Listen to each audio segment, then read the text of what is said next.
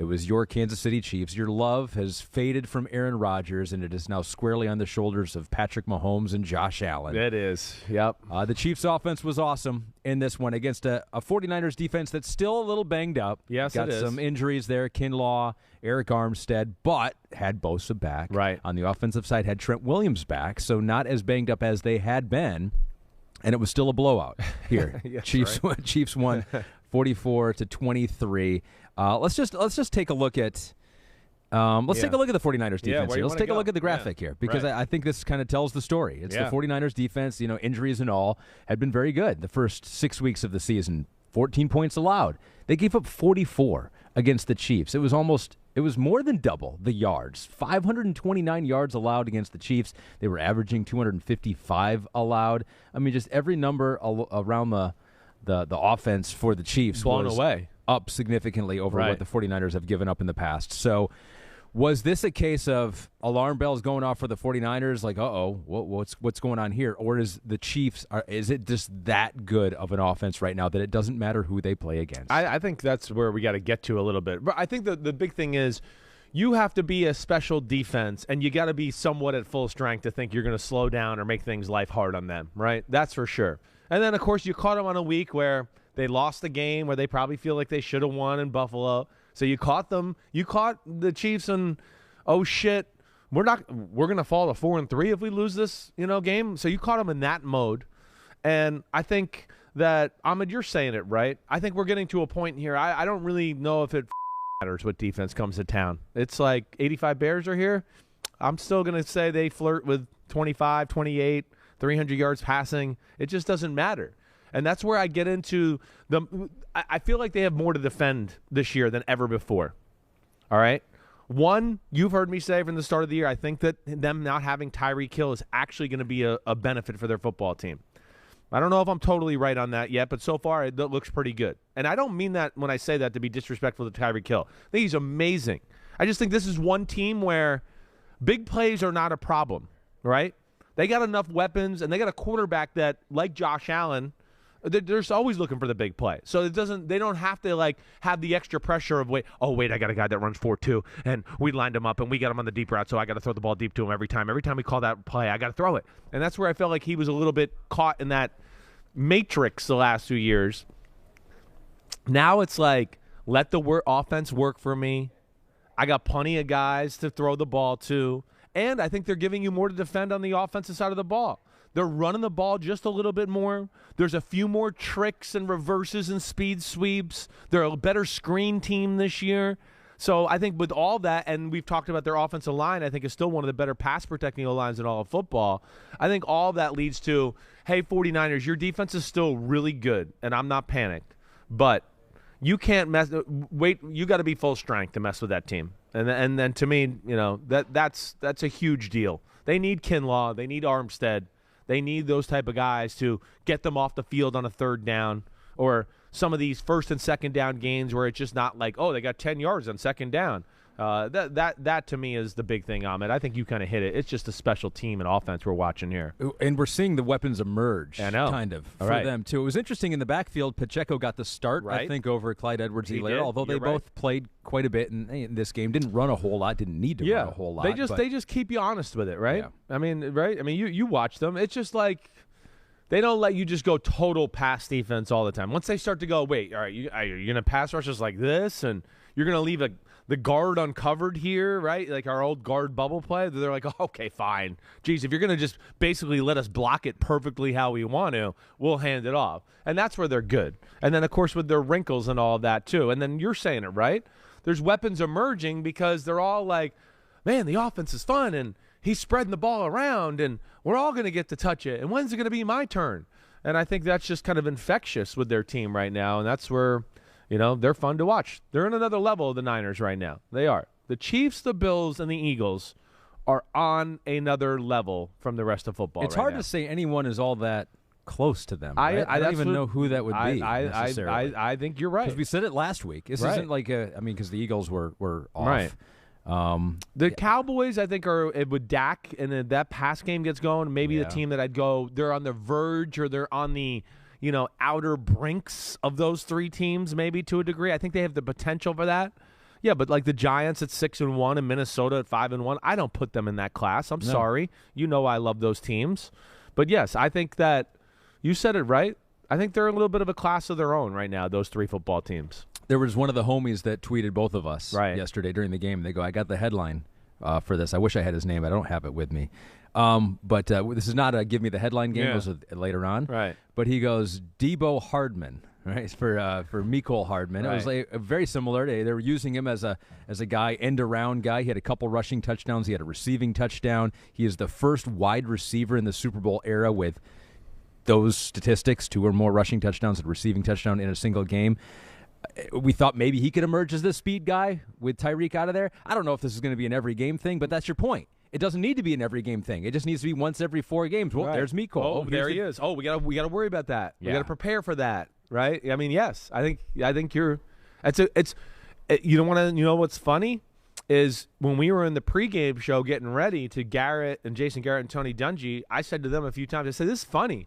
I was like, I feel like the Chiefs are kind of doing what like the 49ers do to teams, right?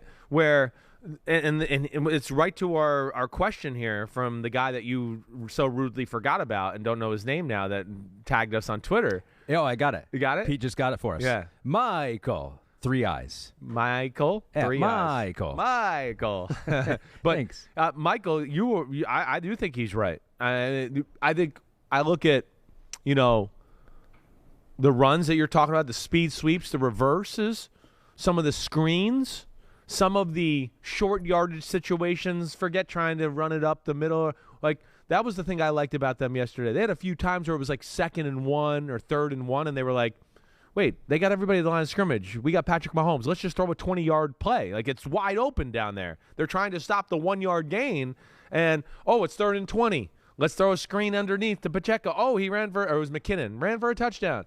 So I did kind of have that same thought as our listener there. But, yeah, the Chiefs, between that, I still worry about the Chiefs' defense a little bit. As you saw yesterday, I do think the 49ers, if the game didn't start becoming a kind of a shootout, they might have been able to run the ball on the Chiefs a little bit. That's scary. But the Chiefs always make plays. That's the one thing about their defense. They're opportunistic, and it's like okay, you've moved the ball, you scored points, but now it's like it's time to go, and it's Chris Jones made a play. Frank Clark got a sack. This guy got an interception, pick 6 against Justin Herbert. Is where our backs are against the wall, right? They're just that kind of team, and that's where they're a lot of fun to watch, and like you said, they're one of the best. Yeah, defensively, Chris Jones did stand out for the Chiefs in this one at times. Strozinski Lucas says Chris Jones had another 2 sacks yesterday, also forced a Jimmy G fumble. I know I'm a Chiefs fan, but he would be my defensive player of the year through 7 weeks. He's up there. He is. I mean, you think about every game we've watched this year with the Chiefs. He makes monster plays. He is, without question, playing all-pro football. And, yeah, he might be one of those guys because I'm trying to think right now, like, defensively, is there any guy that's like just we're going, whoa, that's the defense. Micah Parsons, of course, is in that conversation. Zadarius Smith. Yeah, I mean, I know Nick Bosa is having still a damn good year, even with, being out a number of games. But I can get behind that, I think, at this point of the year. Chris Jones is way better than his 5 sacks on the year and his disruption and play-up stats are way up there. Yep. We can't move on from this game without talking about the huge move that the 49ers made. Yeah, let's do it. It was what day was that? Was that the weekend? That was Friday. That was Friday. Was it Friday? Thursday night right, into Friday. Right. It was at the end of the Thursday night game where Al Michaels came on. That's right. Yeah. Christian McCaffrey is now a 49er for this year. A few years to come, we would think, because he signed for that. They had to give up a lot. Few draft picks, 2nd rounder, 3rd rounder, 4th rounder, I believe. Maybe a 5th rounder next year. I think that was the total package. He had 10 touches. He had 62 yards on 22 snaps. Just being introduced to this offense, so you figure it's got to get better from here.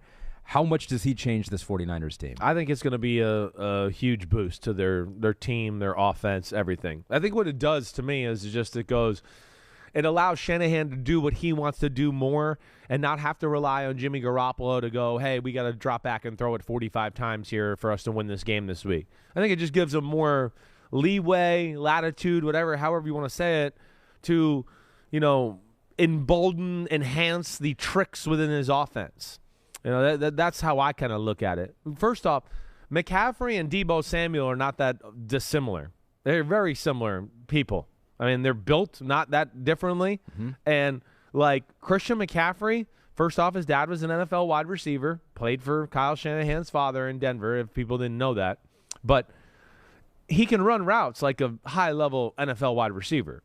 And then, of course, we know he can run the football. So I just think they're going to stress you out with, you know what my spiels I always give. Oh, fake to McCaffrey, screen to Debo. Fake to Debo, screen to McCaffrey. Fake the reverse to Debo, toss it to McCaffrey. Fake the reverse to McCaffrey, toss it to Debo. Fake the toss to McCaffrey, fake the reverse to Debo, inside screen to Kittle. Oh, fake the screen, fake the toss, fake the reverse, Oh, it's play action. There goes Ayuk down the middle. You know what I'm saying. Yeah. Everybody gets the point. Yeah. All right? Yeah, get the point. But I do think they're interchangeable almost. Yep. Where, you're going to be like, okay, Debo's a tailback. Oh, wait, they got Christian McCaffrey playing flanker here. Oh, he's coming in motion. Oh, they did run the ball. Oh, they ran play action pass, and he ran a route. Mm-hmm. Oh, he got the speed sweep around the edge, and they faked it to Debo. I mean, so you know what I'm saying there. And I think that's where it's going to be really good. They still the favorite for you out west? They are. I'm not going away from that. That game was, it got away from them a little bit yesterday, but there were still points in the football game. I mean, again, it was 28-13 28-23 with 14 minutes left in the football game. It was 10-0 49ers right off the bat. Exactly right. So I'm not going to sit here and go, oh, whoa, I'm so panicked by what I saw there. Yeah. Their defense will play better. If they get to play them again, they'll have better feel for them. They'll be healthier. I wouldn't be shocked. I wouldn't be shocked if we saw this in the Super Bowl. I believe this is what I made my Super Bowl matchup anyways. You're hoping. It could be the one pick you get right this year. If this actually happens in the Super Bowl. Patrick Mahomes, when he is down 10, he does not panic. 13-9 now in his career when trailing by 10 or more points at any point in a game. So when they're down double digits, you go, more times than not, Patrick Mahomes is going to win. That's crazy. Amazing. That's an insane stat. It's a good team around him, but that's insane. It shows you his focus, what he's capable of, what they're capable of. And I honestly think it just shows you that he's fearless. That's the thing I love about Patrick Mahomes. It's just he's rare in the fact that he can make mistakes or throw interceptions and still play the same game. You know what I mean? Yep. A lot of guys like throw an interception that early. Oh, no, okay, all right. They play conservative. Okay, hey, we're back in the game. Okay, finally now I can maybe take some chances again. But it's like you don't even know he throws an interception early in the game. You forget about it. You just go, whoa, here he goes. Here goes Mahomes. Whoa, what a throw, what a play. Whoa. I mean, that's where he is amazing. And like you said the Bills, the Chiefs, the Eagles in another class.